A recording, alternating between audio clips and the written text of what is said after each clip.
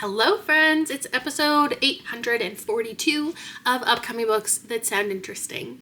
I don't know actually in this moment if they do sound interesting because I just add things willy-nilly to my TBR or my shelves on Goodreads, and then I read the synopsis with you and we decide together, should we read this book? An Edge Sharp Enough by Jessie Q. Sutanto got announced. This is that author's debut dark fantasy novel. So that's interesting. Oh, following an assassin, but a scholar, a con man, and a guard. So 4 different people. Mara has no memory of life before her assassin training. Livia is the privileged daughter of a revered scientist. Captain Fond has served Velengard faithfully over 20 years. Cayenne, he doesn't even get his own paragraph, a once dear childhood friend of Livia, as he inexplicably turns frosty stranger. I think we'll have to wait for the cover of this one to know if we really want to read it. What do you think? Next up, The Art of Charming a Changeling. I talked about this in a recent video because it fits into parameters of like my favorite tropes, but I didn't actually talk about the entire synopsis. This is by Sylvie Cattrall. This is the same author as A Letter to the Luminous Deep, which I didn't really like, but this looks so cute and it looks very much for me. I am a little bit sick right now, so I'm trying to I'm running out of breath while I talk because I can't breathe through my nose. It says for fans of Margaret Rogerson and Heather Fawcett. On her first day working in the Princess Gallery's art conservator, Florrie discovers that the most famous portrait in the collection is not only a fake, it's also inhabited by Fern, a fairy trapped in the forged painting. So for her job, she has to track down the real painting and help Fern escape. She has to charm him out of the painting, but I'm sure he's gonna charm her right back. Decomposition book. I love this concept as like a cover because it's a composition book, but it's about decomposition. An emotional, electrifying, and darkly hilarious debut. Interesting blend of things. This is by Sarah Van O's. About a woman who finds a dead body and can't give up its ghost. Spiraling from a disastrous falling out with her best friend, Savannah retreats to her parents' empty lake house. Just making sure this isn't YA. No, okay. In upstate New York to tend to her wounds. Isolated and reeling from rejection, she spends her days in the fog, drinking and overthinking, blah, blah, blah, blah. She wakes up one morning in the woods behind the house, next to a dead body. That sounds stressful. Instead of calling the police, Savannah, what are you doing? She reads the journal she finds nearby. Yeah, and I read something in here about, like, her memories, like I don't know if they're sharing memories, but she gets like obsessed with this woman's journal, and we're in her thoughts a lot through this story. Is Savannah finally losing her grip, or has she found the friend she's needed all along? But she's dead. Okay. Furious Violet is one of the first of many magenta, purple, pink, bright ass covers that are coming out. Like, this is the color of the year, and I don't know if I like this cover. Like, I know it's supposed to make you feel a certain way, and I do. I feel that way, but I still don't know if I like it. This is a razor sharp, subversive thriller about motherhood, obsession, and the stories we tell ourselves to survive. By Saray Walker. I must have added this because I read the Cherry Robbers. I read that a couple years ago. Violet has unwillingly spent her life in the spotlight as the only daughter of a legendary poet and feminist icon who died tragically young. Now, as the self-described lowbrow crime journalist approaches 50, burnt out, creatively blocked, and far older than her mother ever was, she retreats to her hometown in the Colorado mountains. A stalker emerges, mysterious, relentless, with accusations. This invisible stranger insists that West is their long-lost mother, though West has never had children. As the threats escalate and her carefully defended privacy starts to shatter, West is drawn into a chilling psychological web where the boundaries between fiction and reality begin to collapse. What? Okay, that sounds great. So her mother, there's something with her mother's work and like her reality. Interesting, that sounds good. Okay, Slasher Summer. I just want to read it for the title and the cover. It like looks so classic, which is fun. And it says it's a campy love letter to the slasher films of the 1980s. Perfect. 7 friends reunite for a weekend of fun, only to be hunted down by a cold-blooded killer. But the real horror is not being able to escape who you were in high school. Oh God. The sleepy town of Cedar Lake is best known for the shooting location of a campy... Oh, there's a horror movie within it called Slasher. In high school, preppy Patrick, jock Jason, cheerleader Tiffany, stoner Freddie, goth Jennifer... Wait, Patrick and Jason? Wait, this is hilarious. And nerdy Mikey had played the cast of Slasher during midnight showings with virginal Carrie as the final girl, of course. Years later, the friends reunite at a remote cabin where Slasher was filmed. They've changed since high school. Carrie found a boyfriend, Patrick came out, Mikey bulked up, and well, Freddy's still stoned. And they're looking forward to a weekend to catch up. But when night falls, and the eponymous masked killer is spotted, the reunion takes a deadly turn. The friends discover their tires deflated and the phone line disconnected, and soon they're being stalked by a mysterious assailant. Is someone trying to make their slasher experience as authentic as possible? One thing is for sure. Before the night is over, they will each have to take on the role they thought they'd left behind. Okay, this is so interesting because it usually would imply like the deaths occur, and the fact that it doesn't mention anything like that, I wonder if it's actually a slasher. Like, is somebody actually coming and killing these people, or is it like somebody's just fucking with them and no one's actually gonna die in the end? Do you know what I mean? Because a lot of times in this type of movie, the core group, they're not actually dying. It's like other people, but they're the only ones there. This is interesting. I definitely want to read this. When does this come out? June. Oh, is it too late to add something to the book club? I don't know. This sounds good. Okay, next, The Divine Gardener's Handbook, or What to Do If Your Girlfriend Accidentally Turns Off the Sun. Does that sound so cute? This is by Eli Snow, perfect for fans of Tamsin Moore and Rebecca Thorne. This joyful debut follows a gardener fighting to secure her dream job in the divine gardens, manipulating God, antagonizing her attractive rival, and running afoul of a brewing rebellion along the way. Okay, we're following Cyprin. She grows perfect apples. She dreams of a job in the divine gardens tending to the plants overseen by God. Her only way in is winning an annual flower pageant, one that's been dominated by the divine gardens head gardener for 5 years running. And I thought that was going to be the love interest. And wait, is it? An insufferable woman with an undeniable affinity for plants. When Cyprin plays dirty and wins, that's too much information. She jumps headfirst into life in the gardens and her rivalry with the head gardener, who she just can't stop thinking about. Cute. I'm gonna read that. Okay, I put this on my list because I kind of want to give Annalise Sabrana another go. I kind of want to do it. I really hated her debut, but this is a different series. Maybe it's a standalone. I'm not totally sure.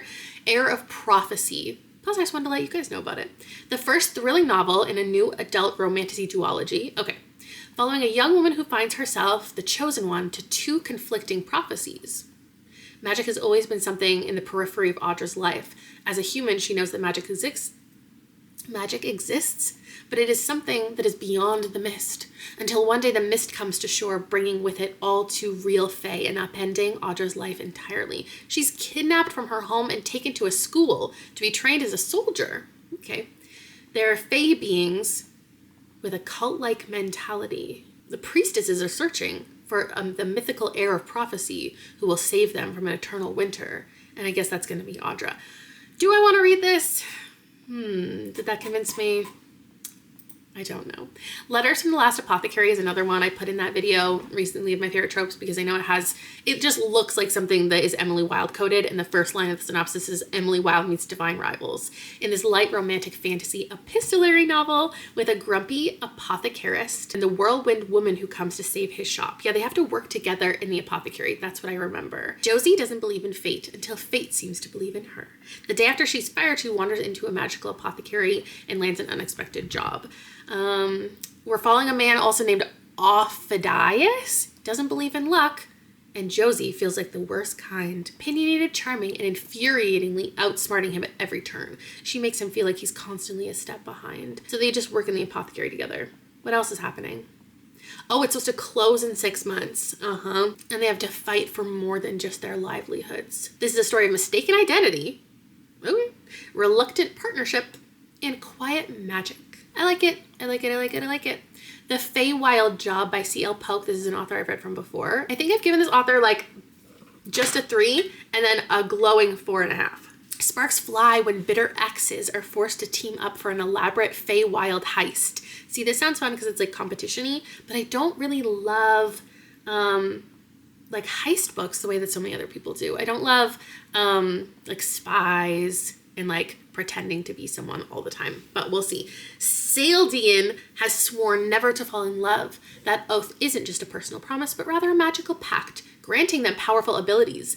Oh my god, they have magic because they said, I'll never fall in love. The only catch, they must never give their heart away. And obviously, Saldian thought that this would never be a problem, but she's gonna meet, who is it? Kel, a charming bard. He's part of this team that gets together called Feywild. She's a con artist, he's a burglar, he was a punk, she did ballet. So they're gonna work together on this little adventure. I put this on my list. Rules for summer. Here's the thing. I read one Megan Quinn. I'm convinced Megan Quinn is my romance author. And so instead of going back and reading other stuff, I'm just going to get hyped about her new release. So let's see if I like it. It says it's a laugh out loud summer rom-com. Can't wait. He clicked yes on a dare. I love a dare. She bought a failing candy shop. I love businessy books. Now they're neighbors for the summer, and neither is ready for what comes next. Renly has one shot to prove she's more than Kate Merrill's favorite cautionary tale. Restore her favorite candy shop before the town writes her off like they did her father. Theo never planned on ending up in Cape Merrill. A drunken game of truth or dare turned into a botched online engagement, and now he's across the ocean, escaping his father's control with nothing but designer shoes, misplaced confidence, and a rental next door to Renly. She's practical, stubborn, and covered in paint. He's posh, persistent, and willing to use a sander if it means earning her trust. Their forced proximity turns into something dangerously close to real. Yay! I still don't know why it's like 450 pages though. Like why are her books so long? This one, The Last Page by Katie Holt, I read not in my book by this author, and I recommend it wholeheartedly, even though I only ended up giving it like a 3.5. I thought it had a lot of really good bones, so I'm excited to read more. And this one obviously has to do with books again. So, a bookseller with a dream of running her beloved bookstore versus the owner's out-of-touch grandson who inherits everything. Ella has grown up at The Last Page, a charming local bookstore. We do need to read the synopsis. Like, we already know what it's about. It's a bookstore. She wants it. He has it. They're both at risk of losing everything, and they have no choice but to put their differences aside and team up. Hell yeah. This one is called Piper at the Gates of Dusk. And I was like, oh my God, it's inspired by Piper at the Gates of Dawn, my beloved Pink Floyd album. But then I realized that title is actually inspired by The Wind in the Willows. So this title is probably actually inspired by The Wind in the Willows. Anyway, it's by Patrick Ness. And it says, it's been 20 years since the monstrous war that almost tore the New World apart. And there's a new generation on the planet. Todd and Viola's sons, Ben and Max, have known only peace growing up on the family farm outside a bustling human settlement. They dream of the usual things like school and adventure until the nightmares begin. A sudden sickness has infected the young people of New World with noise in the form of their worst thoughts about themselves. Wait a minute. Todd and Viola? Oh my God, I didn't know this was a sequel to the Chaos Walking trilogy. Probably why I saw it in my feed so much the day this was announced, because everybody knew what it was. And I was just like, oh, fun. Patrick Ness has a new thing.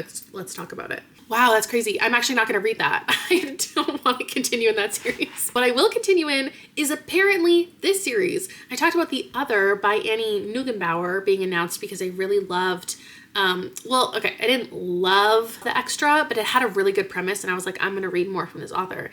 And then The Others got announced, just the concept, and it said something really interesting. A couple on an outdoor retreat meet their doppelgangers on a hiking trail. And I was like, that sounds like it's just for me. And then the cover got revealed, and it looks just like The Extra. And I was like, okay, I guess, like, some authors, like, everything just looks really similar. Like, their publisher just decides that all their books are going to kind of look similar. No, this is, like, part of the same series, which makes sense because the covers are so similar. I just didn't think we were expanding into, like, making this a series, but does it make me more or less intrigued? I don't know. I will be reading it. 9 Lives by Catherine Stedman. I've given a 4.5 to this author a couple times. When she begins to peer into the lives of her glamorous neighbors, one woman discovers a terrifying secret. These are your neighbors. One is a killer. Reeling from a very recent divorce, Frankie has moved into a glamorous London neighborhood. Good for her. This is a new chapter in life. She decided to put down roots with Blue, the beautiful Persian cat she left her marriage with. That cat better be okay by the end. But little doubts about her perfect new life start to grow when Blue returns one night from slipping into places he shouldn't. Frankie's concern solidifies. 2 words are roughly scratched into his collar. Help me? Unwilling to ignore the incident, Frankie roots out an old unused cat cam collar. What slowly begins as a voyeuristic fascination with her neighbors and the secrets they're hiding soon turns into a perilous quest for the truth. Catherine Steadman writes ridiculous kind of thrillers, and this sounds so fun. I love that. Lethal Kiss, I just saw, was a horror romance, and it says Jennifer's body meets Ninth House. So we're going to find out what that means. When Marcella is hired at Preston University, she has her game plan already mapped out: lay low for a few semesters, enjoy the extensive library, and maybe feast on a couple of her coworkers. Sure. That is until a professor is found murdered and it's not her doing. Oh, so there's somebody else on campus killing people. Assistant Professor Lacey is aware how ruthless the track to tenure is. But seeing the corpse of one of her colleagues is enough to make her suspect the other professors that came before her didn't just quit academia. Unfortunately, there's only one person she can trust enough to ask for help: the beautiful, aloof, and tantalizingly secretive Marcella. Lacey and Marcella team up to make a chilling discovery. There's something festering under the marble floors of Preston University, and it's hungry. Horror romance, that's for me. Hate the cover. Hate it, hate it, hate it. Solace House, this is a cover pick. I have to know what this is because it looks very intriguing. Summer 1993, and university student Alex finds himself at the end of the summer term broke and without plans. When offered the chance to join students, including beautiful mercurial Ella clearing out Solace House, a Victorian residence left by reclusive hoarder Edwin Flane, he accepts. Initially, the house seems ordinary, if slightly mad, but sorting through junk, they discover Flane's journals detailing his obsession with his missing mother, his discovery of a strange place called Bewise, and his belief in another parallel realm with coded instructions for reaching it. One of the students becomes increasingly obsessed with the house's secrets and gaining forbidden knowledge, assuming they're willing to sacrifice everything and everyone. It's 600 pages? Yeah, I need that. Ooh, I need that real bad. Okay, Die for Me. Look at that cover. Are you joking? A stay-up all-night, smart, spicy romance following a doctor who finds herself falling for an alluring, much younger man. Oh, much younger man with a deadly secret. Here's the thing. He might not be much younger because I think he might be a vampire. Sean's not in the market for love. The only female, let alone black, interventional cardiologist at her hospital. She's watched too many of her male colleagues divorce their first wives to marry younger models. And then there's an abusive relationship she spent the better part of her early 30s healing from. Her passions are reserved for her best friend, her goddaughter, and her job. Then she meets Julian, brooding, beautiful, and 11 years her junior. In short, a bad idea. Julian pursues her in a way that sets off alarm bells, but she finds herself unable to resist their undeniable chemistry. Even starts fantasizing about him in dreams that feel together all too real. They have a lot in common despite their age gap. And then Sean starts exhibiting odd symptoms: memory lapses, a lack of restraint, persistent exhaustion, and they all trace back to Julian. Who or what is she falling irrevocably in love with? It's just tagged as romance, but I swear when I saw it on Instagram, it said paranormal romance. I'm pretty sure this is a paranormal romance. This one, the cover. Fuck, the cover is so good. But I don't like Alma Katsu's books. So I don't know what to do. I think I'm probably going to end up reading it because it's so beautiful. And I don't think this is historical. Maybe it is. It doesn't say historical, but that's like what she typically writes. It does say it's a reimagining of the picture of Dorian Gray before the internet age. Okay, that's an interesting way to bring in the historical vibes without making it actually historical fiction. I could be into that because I love the picture of Dorian Gray. Let's hope this synopsis sounds so good. Marion Wagner has spent her whole life wanting nothing more than to be seen, but after failing to make her mark as an influencer, she takes a job at a company focused on cutting-edge deep fake technology. And there, in secret, is where she creates her salvation. Isabella, an impossibly gorgeous girl who takes social media by storm. Marion's code is brilliant, and Isabella seems real, so real that she garners millions of followers. Brands beg to partner with her. Everyone wants to meet her IRL. The adoration and the cash flows in. Marion is finally happy. She's getting all the attention she ever wanted, isn't she? Then the cracks begin to show. Marion can barely stay ahead of the partner requests and love letters and rabid fans filling her DMs. Oh, I don't know if that's really for me. Feels like maybe a kind of simple takeaway in the end. I'll see what other people say about it. This cover is my favorite cover of the year. It's my favorite cover of the year. It comes out The Day After Christmas, like what? It's called My Unfamiliar by Mara Rutherford, and I just want this to be my favorite book. I want it to be my favorite book. I've decided it's going to be my favorite book. I think it's so pretty. And it's fantasy romance and it's cozy. Winslow Green is known far and wide for her ability to match mages with the perfect animal familiar. Though she doesn't possess any magic, she has a knack for knowing what her customers need, even if they can't see it for themselves. Still grieving the tragic death of his last familiar, Bastian reluctantly seeks Winnie's aid in finding a new partner. She's determined to live up to her reputation despite Bastian's excessive grumpiness. Until the inexplicable happens, Bastian sparks a familiar bond with Winnie instead. So Winnie's his familiar. Impossible to deny, the two agree to help each other until they solve the mystery of their connection. As Bastian and Winnie train for a royal mage competition that could solve all their problems or ruin their lives forever, Winnie gets a taste of what it's like to have magic herself. And Bastian discovers that all these unfamiliar feelings are a little like magic too.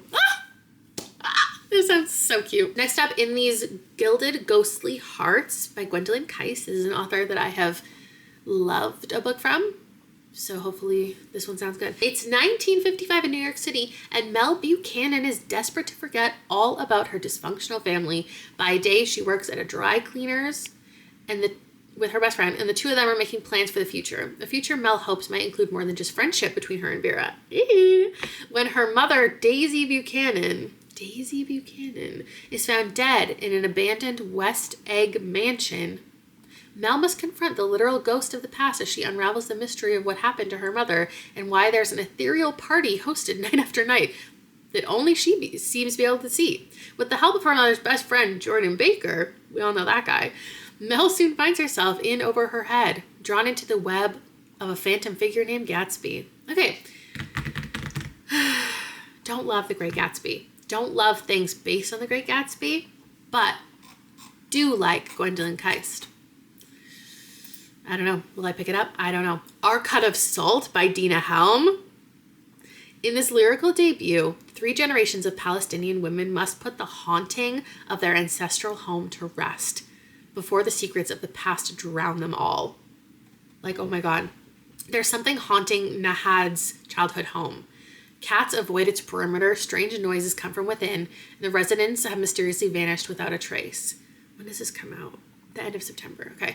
Although Nuhad has not returned to her home since the Nakba in 1948, she always held a place for the house in her heart, and in return, the house did the same for her. After Nuhad passes away, her granddaughter Marina is determined to visit her grandmother's home after a lifetime of being kept in the dark about her culture and family history. Marina's mother, Haifa, named for the city that was lost to their family, reluctantly agrees to her trip, though she knows firsthand that some secrets are better left buried, but the house is no longer a home. It's a painful, festering wound that has infected everything it touches. The more Marina digs into her family's past, the sicker she becomes. Despite Nahad's ghostly warnings, Haifa rushes to help her daughter. As the 3 women converge in their ancestral home, they must put the haunting to rest before the secrets of the past drown them all. Oh my God, horror.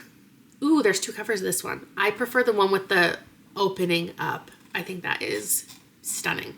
And I do have an upcoming buzzword prompt about like destroyed covers that could really fit there. Moving right along, this one's called Underlake by Erin L. McCoy, a richly glittering debut about the interlocked fates of 2 women raised world apart who must join forces on an extraordinary journey, diving leagues beneath the water's surface and straight into the fathomless heart of fear, forgiveness, and love. Goodness gracious. Okay, it's sci-fi. 13 years ago, Ada escaped the small town she grew up in, wanting to become a marine biologist. A stranger appears at her door one day. This stranger, May, says that her daughter has run away and insists that she's under a nearby lake, alive. An entire valley and the town in it was flooded to make way for a dam, but the people in the town refused to leave. Now they're still beneath the lake. Self-proclaimed refugees of a world obsessed with change, connected and held apart by an intricate, airtight system of tubes and sealed buildings. Okay, to find May's missing daughter, Ada and May must travel deeper and deeper under the water. Why would she have... Well, she obviously had a reason to go down there.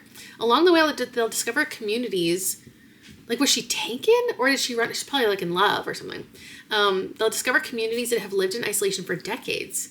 fomenting extremes of delusion and nostalgia. As the two women bond in the thrall of their search, they are each forced to confront the layers of fear, control, and uncertainty that drive their quest. Together and alone, they must challenge the laws of love and society and push their bodies to the mortal limit. Wow. Find Me Where It Ends by Cassandra Khaw. I haven't liked Cassandra Khaw's books, but I wanted to know what this one's about. A young woman wakes up to find the black hound of death at her front door. Oh gosh. We're following a woman. I cannot pronounce her name. For the women of her family, death always comes in the form of a black dog. When her own black dog arrives, she isn't afraid. She invites it inside, where it soon becomes, okay, it's a novella, a daily source of companionship and comfort. It also forces her to reflect on the life she's led, the parts of herself she's hollowed out for the sake of others, and the bone-deep exhaustion that's hounded her every step. Her death's arrival must be a sign, permission to finally let go, to rest. But while mortality is inevitable, living is a choice. But a good death comes at a price. I hate a well-written synopsis of a book that I probably don't want to read. This one is Your Beloved Remains. What a title. Quinn Connor. As fascination turns to obsession, two women drag each other into an academic horror of forgery, murder, and rage. Archivist Celia has spent her life on the remote campus of Basin College in the Southern Ozarks. Once a jewel of women's higher education in the South, the school now moulders on its mountaintops. Moulders? Its endowment thinly supported by the bequeathed estate of 19th century writer Beatrice Donahue. Celia guards the legacy of this venerated yet scandalous author who has been the object of her illicit desire since childhood. When the administration announces the college's imminent closure, Celia discovers a manuscript pickled in formaldehyde, and with it, a chance to save the only home she's ever known. She will forge Beatrice's infamous lost work, a spellbinding horror written toward her life's tumultuous end. To do it, she's forced to recruit her professional rival, literature postdoc Joan Harriet, who has both an astounding talent for mimicry and a dark secret of her own. She's probably like secretly the woman who died, right? As their world closes in, or like a child of that person, or like she's a ghost. As their world closes in and the ghost of the Victorian past encroach, their creative collaboration spirals into an obsession more twisted than ever their beloved Beatrice could have penned. Their beloved Beatrice. Oh, so they're both in love with Beatrice, and they're from different times, and one of them is a ghost. Now I'm going to have to read it to find out if I'm right. Next up, Other Worlds Than These. The Talisman, book number 3. Isn't that crazy? If you know anything about this, the original, this is the third book in a series. The first one came out in the 80s, I want to say. 84, The Talisman, co-written with Peter Straub. And then Black House, the sequel, came out 20 years later, and now another 20 years later. Stephen King got like permission, Peter Straub has passed, from his like family. Like his family is like encouraging Stephen King to like finish out the trilogy, which I have not read. I haven't, but this is like kind of an epic thing that's happening. It's coming out in October. Fallow by Sarah Anderson. Do you like the cover? I think it's scary. Slyly funny and disarmingly tender, Fallow is the story of a young woman who signs up to be the world's first in-house corporate surrogate, then finds herself caught up in a social experiment of another kind. Huh? Natalie turns out to be the perfect candidate for their pilot in-house surrogate. For years, her every need is met. Stacks of healthy meals in the refrigerator, a luxury condo. The first time she feels free, she's about to fulfill the terms of her contract, but she's dragged deeper into a social experiment. New questions about her future, her freedom, her purpose, and what she can expect from the world. She's a Doll, another neon-y purple. Lucy isn't a normal girl. Ghost, victim, killer. She's a doll on a mission to find the man who killed her and return the favor. This is by Barbara Truelove. Lucy has been murdered, but she's not about to go quietly. If she doesn't get to keep breathing, then neither does Kyle, her killer. Possessing the body of an antique doll, she sets out on a quest for revenge. That is just my nightmare in a book. A doll and a revenge story. I don't know about that. The Need by Megan Mostyn Brown. I like this cover. It's The need is a rare genetic disorder. Those who have it must consume human flesh or die. Oh, it's a cannibal-y one. Zombie-ish. Talia's been on the run with her 2 teenagers since her kids were babies, changing names and identities every time someone gets close to figuring out their family's tragic secret. Sam, her son, is tormented by the need. Then we have another family who pride themselves on their genetic abnormality. They like live this opulent lifestyle and they're like, we eat people and we don't care. And there's people who do and don't like it. Anyway, those 2 families are going to contend. I don't think that one's for me. The Calamities by Chuck Wendig. I don't think Chuck Wendig is for me, but I want to know what this one is about. Rival demon families, okay, control the world's wealth and power in this contemporary dark fantasy. Okay, I've been thinking about Chuck Wendig. I think he needs to lean more into fantasy than horror because everything's kind of a blend, and pitching it as fantasy sounds smart to me. Half human, half demon, each belonging to a diabolical bloodline going back to a millennia.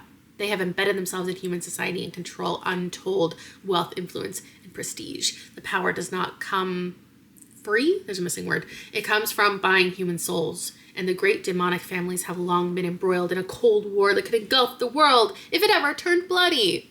I'm okay. Mestra by Madeline Miller. I think a lot of you will be excited. A new thing is coming out from her, but it's just a little tiny novella. A cursed father, a gifted daughter. Mestra, daughter of the king of Thessaly, is gifted a unique ability by Poseidon, metamorphosis into any being she can imagine.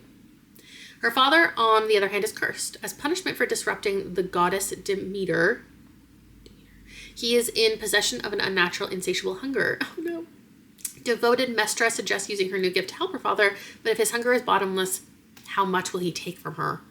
Soon she must decide, will she keep helping her father survive or finally break free? Ooh, that sounds good. This one's Suckerfish. Julia has sworn this is the last time she'll be lured home again by her mother, the most charming woman on earth, and probably the most chaotic. Her mother is a world-class human rights lawyer and a law unto herself, whilst Julia currently spends her days joylessly tutoring the spoiled children of the uber-rich. But as Julia tries to escape her mother's gravitational pull and find her own calling in a homeland she's never visited before adulthood, she begins to wonder if she's running away or slowly turning into the woman she's trying to leave behind. Okay, Understory by Chloe Benjamin has a couple different covers. Which one do you like better? I can't decide because I think the one like with the person, are they scuba diving? I guess we'll find out in a second. I think probably gives a better vibe for what the story actually is. The other one's just kind of like vague, but I love like the colors, the clouds, and like the vibe of this one better.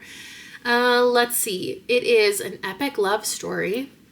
All right, and a sweeping odyssey of scientific discovery. At the end of the world, biologist Laurel is hiding from everything she's ever known. For 10-hour days, 6 days per week, she works as a dishwasher at an isolated research base in Antarctica. She tells no one that before she arrived, she was a renowned young scientist with a promising career, a husband, and a family. But even in this remote outpost, Laurel can't outrun the past. When a strange light appears across the ice and draws a group of physicists to McMurdo, her former husband Eli won't be far behind. McMurdo is the base, the station she's at. Laurel is captivated by the arc.